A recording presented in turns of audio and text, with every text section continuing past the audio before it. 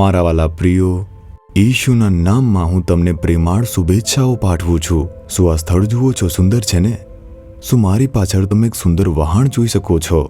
અહીંના લોકો કહે છે કે તે રાજવી પરિવારનું છે. પરમેશ્વરે તે રાજવી પરિવારને આશીર્વાદ આપ્યા છે અને ઓમાન દેશમાં આ જે છે તે રાજવી પરિવાર આવેલું છે. આ જે છે મસ્કત નામનું શહેર છે. હું તેના બંદર પરથી તમારી સાથે વાતચીત કરી રહ્યો છું. જ્યારે હું આ જહાજને જોઉં છું, મને એક વાત યાદ આવે છે.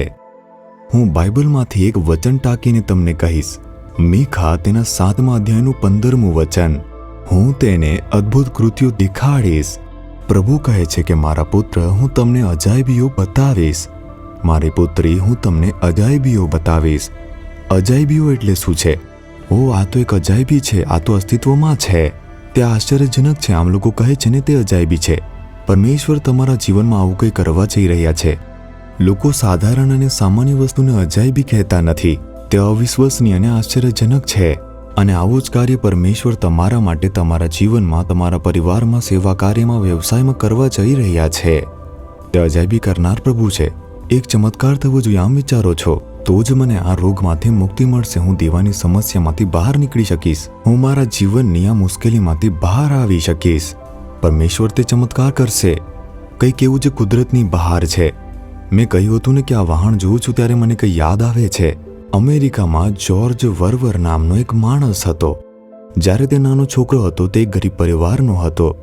જ્યારે તે અભ્યાસ કરતો હતો, સાબુ ખરીદવાના પણ પૈસા ન હતા. તે એવી રીતે ખૂબ જ ગરીબ હતો. પરંતુ જ્યારે તે મોટો થઈ ગયો અને જ્યારે તેનો ઉદ્ધાર થયો હતો, જ્યારે તેણે પ્રભુને સ્વીકાર્યો, તેના પાસે એક મોટો બોજ હતો કે દુનિયાભરમાં સુવાર્તાનો પ્રચાર કરવાનો છે. અમે મુશ્કેલીમાં છીએ તો દુનિયામાં સુવાર્તા કેવી રીતે લઈ જઈ શકીએ? જ્યારે તેણે આમ પ્રાર્થના કરી, પ્રભુએ તેમના હૃદયમાં એક દર્શન આપ્યું. જો આપણે વહાણ ખરીદીએ તો આપણે તે જહાજમાં દુનિયાભરમાં મુસાફરી કરી શકીએ અને સુવાર્તાનો પ્રચાર કરી શકીએ એમ કહ્યું. શું આપણે વહાણ ખરીદી શકીએ? એવી પરિસ્થિતિ જ નથી.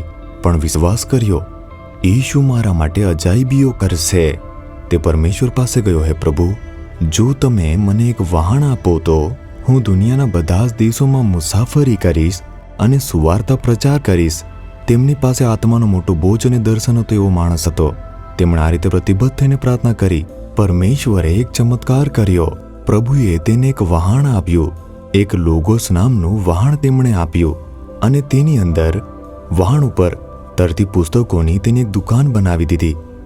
તેમાં વિજ્ઞાનની પુસ્તકો હતી અને શિક્ષણ શાસ્ત્રને લગતી ઘણી બધી પુસ્તકો હતી. તેની સાથે તેમાં આધ્યાત્મિક પુસ્તકો અને બાઇબલ પણ હતી. તેઓ દરેક બંદર ઉપર તેમના જહાજને રોકતા અને તેમને ત્યાં 2-3 અઠવાડિયા રહેવાની પરવાનગી મળતી. લોકો અંદર જઈ શકતા હતા. ટિકિટ ખરીદવી પડતી હતી. ધારો કે જો આપણે 100 રૂપિયા ચૂકવીને પછી અંદર જઈએ તો બહાર આવીશું તો 100 રૂપિયાની પુસ્તકો લઈને આવતા હતા. ઘણા પુસ્તકો ત્યાં હતા અને તેમાં આધ્યાત્મિક પુસ્તકો, ઈશુ વિશેના પુસ્તકો, નવો કરાર અને બાઇબલ હાજર હતી. લોકો આવી રીતે ઈશુ વિશે શીખતા હતા. તેઓ પરમેશ્વરના સેવકો માટે ઘણી તાલીમની શિબિરો ચલાવતા હતા. તેઓ બહાર જતા અને સુવાર્તા જાહેર કરતા હતા. તેઓ તુતિકોરીન આવ્યા છે, વિશાખાપટ્ટનમ પણ આવ્યા છે, ચેન્નઈમાં આવ્યા છે, કોલકાતા, બોમ્બે, માત્ર ભારતમાં જ નહીં પરંતુ દુબઈમાં, આબુધાબીમાં, વિશ્વના ઘણા બધા દેશોમાં આવ્યા.